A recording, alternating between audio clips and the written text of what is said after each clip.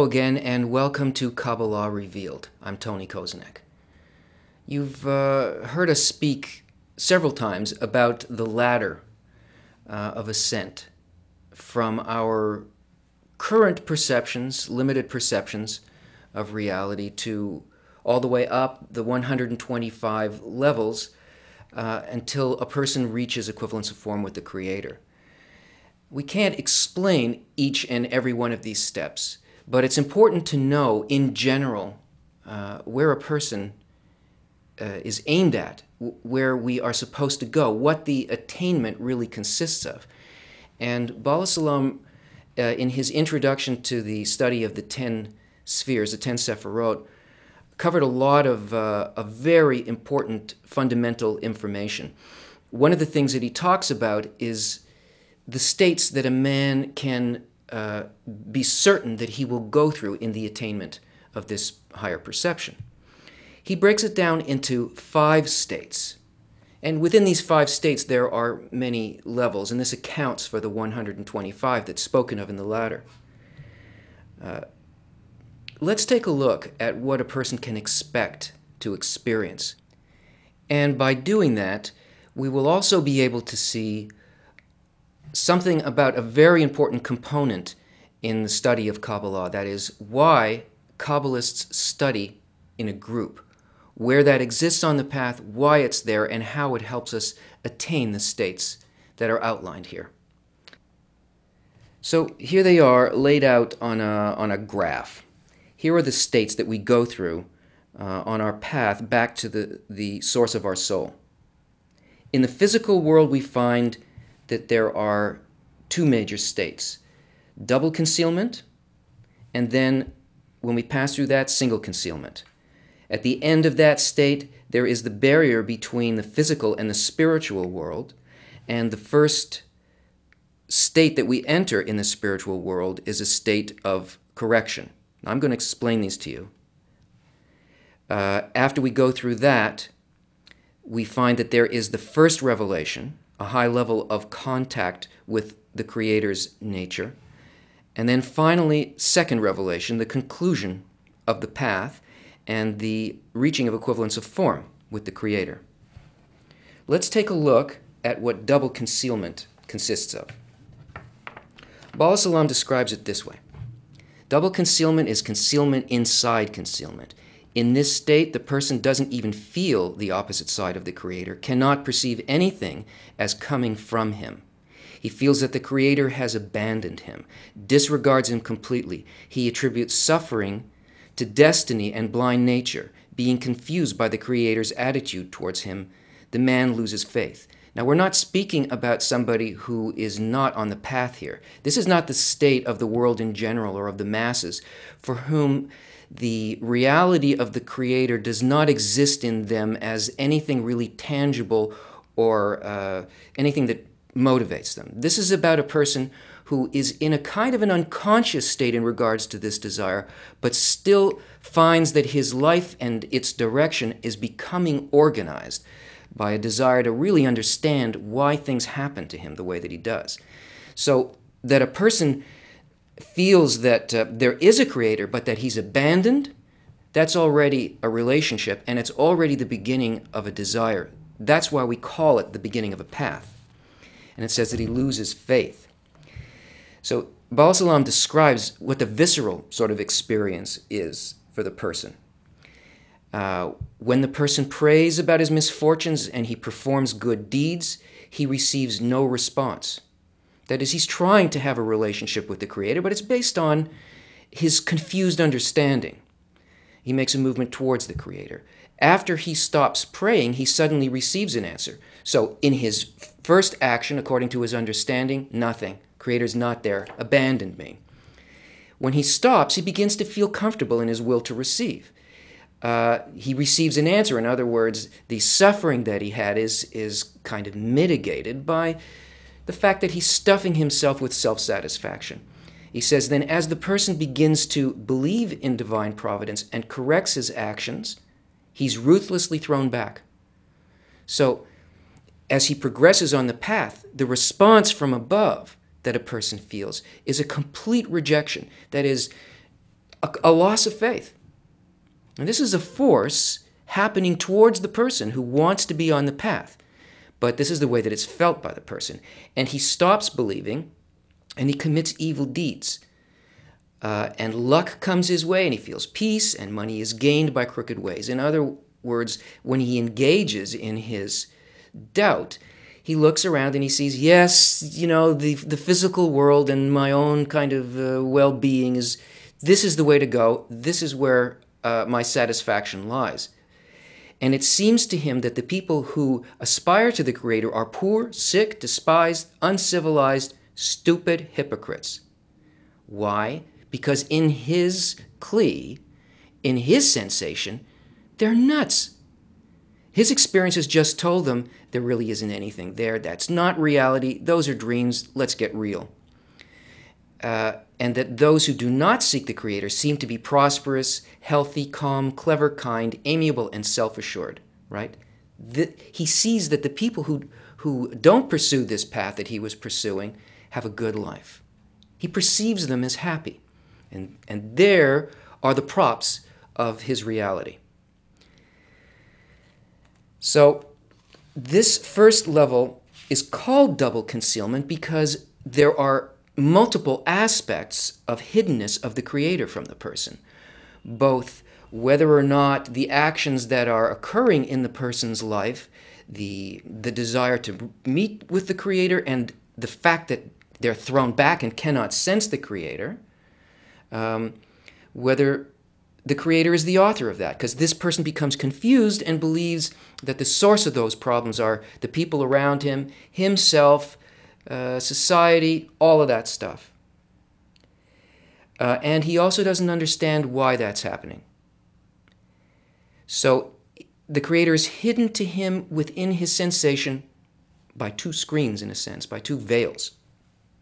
And this is a period in which a person reincarnates. That is, everything that happens on the physical level, and all their development is an unconscious development, even though they're trying to get on the path. When a person moves through this and finally goes through these stages to a point where they begin to perceive something else, that is, the upper force draws them through this process, and through unconscious evolution and physical incarnations into an incarnation where they will now begin to work with a method that will allow them to actually enter spirituality and remove one of the veils. And Baal Salam describes this state, which is called single concealment, this way. The Creator is concealed.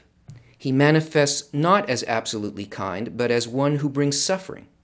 In other words, the person is certain that the Creator is the author of everything that occurs in life.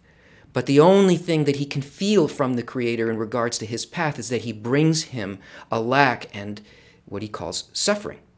So he doesn't understand the Creator's intention, though the reality of the Creator's sovereignty is clear to the person. The person seems to see the opposite side of the Creator since he only receives suffering from him. He nevertheless believes that everything that comes to him comes for a reason, and that the Creator treats him this way to punish him for his evil actions or to lead him to goodness. Thus he strengthens his faith in the Creator's supervision. So he doesn't know, is this coming to advance me, or is this coming to punish me because of my inadequacies, my sins, and this idea? This is where the confusion lies. He doesn't understand the attitude of the Creator in the things that occur.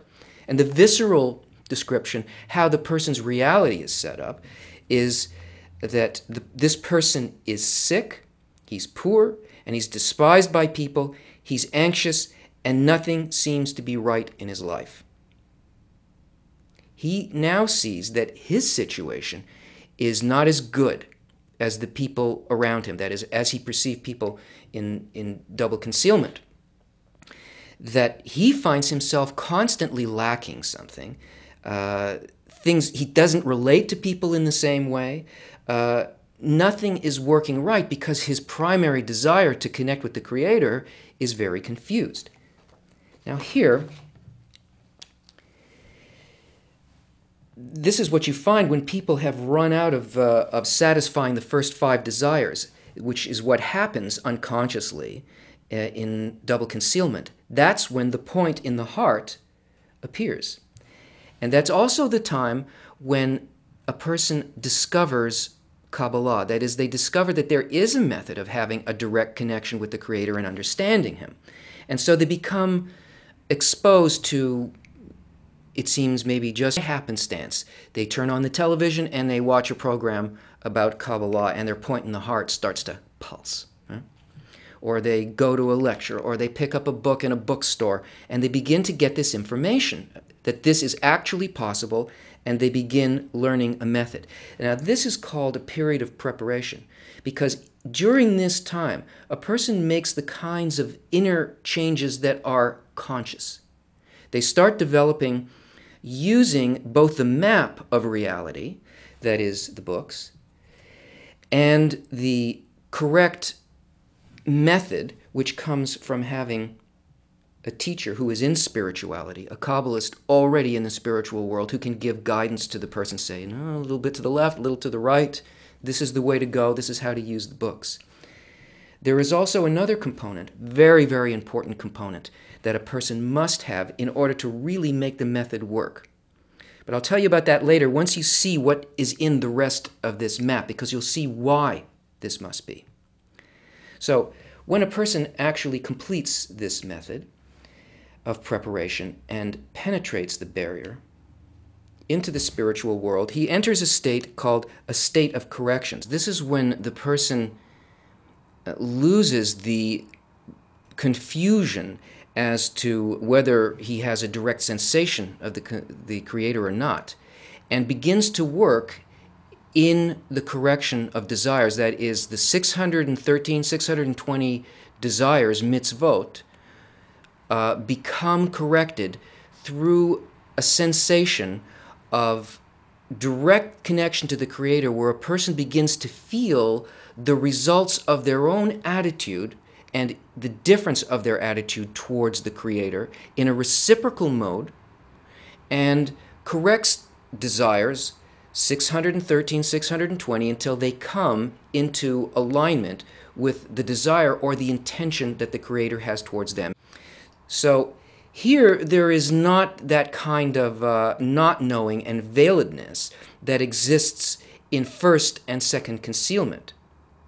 Here, in the double and single concealment, we have what we experience as free will.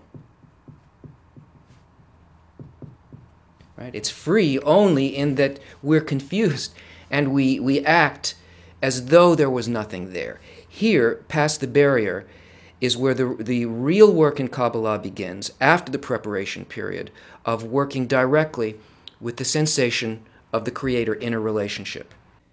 So once the person has crossed the barrier and begins to work with the correction of desires, what he's really doing is he has finished the preparation and is beginning to work with the books in the correct way. That is, in a revealed way. And actually, this phase includes both the correction phase and the first revelation of the Creator, in which the providence of the Creator is revealed to the man himself. And Baal Salam describes this transition.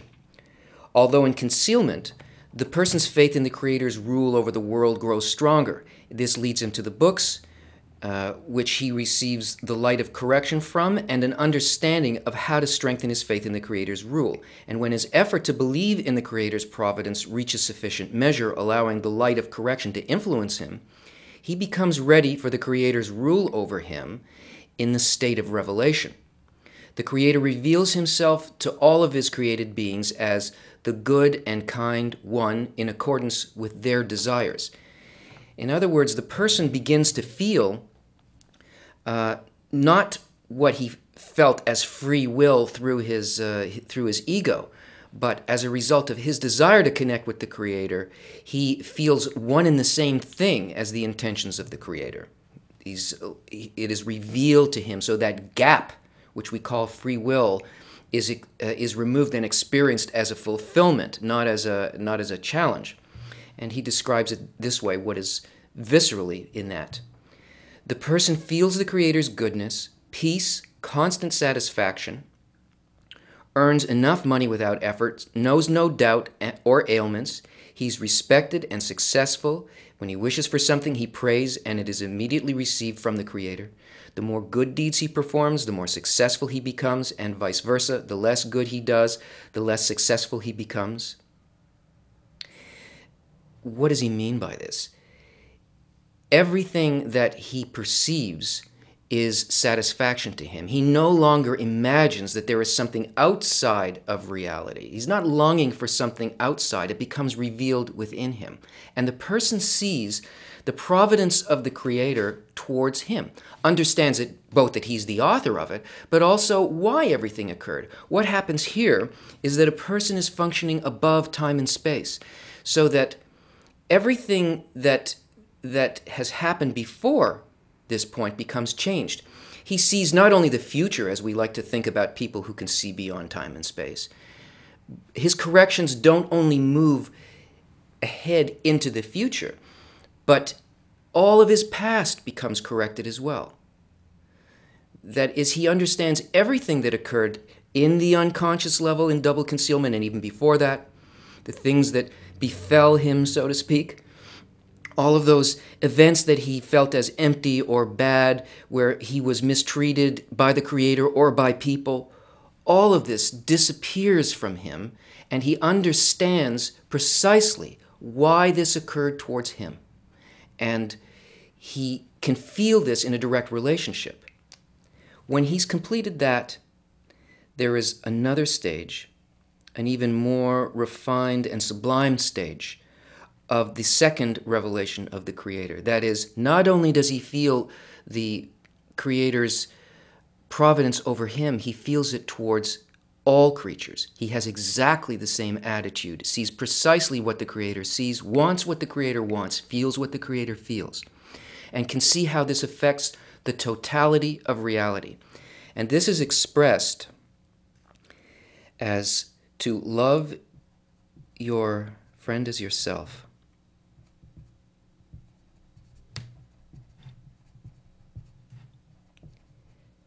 To love your friend as yourself. And by experiencing love your friend as yourself, that veil is removed and the person achieves love your Creator. Now, this is very important because this is the goal. And by seeing this, we can understand what a person needs here in the preparatory stage. Here, in order to reach this state, a person has to begin developing a method that deals with that state. The state of love your friend as yourself. The state in which everything is interconnected and functions just for the purpose of the fulfillment of the whole. Now, that's not possible just by reading books by yourself or taking direct instruction from a Kabbalist in spirituality. This is where a person makes the transition and creates a point of true free will by creating their environment. They need a group. They need to build an environment that will allow them to simulate this final state and to understand that the books and the teacher and the events of life need to be measured inside of what we call a game or a simulation. Kabbalists study together within a group with very, very defined goals. This is the goal, the adhesion with the Creator and love your friend as yourself. But if a person tries to achieve this kind of relationship with the Creator and all of life without having the correct environment, it's a completely moving target. Our egoism will always play tricks on us because in relation to the Creator, how do we know really where we are with the Creator? How do we know what His responses are like to us when we're in this stage of concealment? If we want to go out of concealment, His real attitude towards us must be revealed.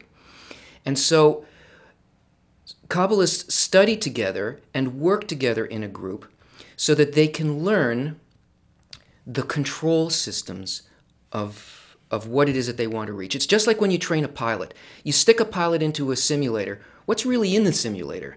It's a box. There's a screen that that gives you pictures and represents every possible thing that could occur when you're flying a plane. Because when a guy is a new pilot, you're not going to put him into a 747 and go on, just try it out, see what happens. No, you're going to put him into a situation where specific events are going to happen, where he's going to learn what the controls are, how to think, how to respond. And even though he's just in a box with a bunch of electronic controls and pictures flashing in front of him, when he emerges from this, he actually knows how to respond in an emergency situation, how to land, someplace in Greece. He's never been there because he did it through a simulation. The group provides a point at which a person gets immediate feedback, because everybody who's working in the group is only studying in order to reach a specific goal. The worst thing that can happen to a person is that they get these things in their hands and then they don't understand what the actual goal is. Without being able to test yourself against something that really shows you where you are in relation to your love of your friend and in relation to the goal itself, that doesn't let you be distracted by other things, that is a perfect environment for the development of this one desire. The problem is that when a person comes to the work, they come with a very small desire for spirituality. They have a lot of physical desires and a small desire for the Creator. But when you group together a group of people whose desire is for the Creator, then that inspiration fills a person. They don't go out with only their own desire. They go out with the desires of all of them. And love your friend as yourself has great implications for both consciousness and its effect on the world. One reaches love of the Creator through the love of people, because we are one soul. So entering spirituality cannot be done as an individual, because the awareness of our interconnectedness is the entry to the spiritual world. And by working with all of these elements, the books, the correct Rav, the correct teacher, and the correct environment which we have the freedom to create for ourselves, it is by doing that that the Kabbalists can enter the spiritual world. Join us again as we go further and further on our journey. See you then.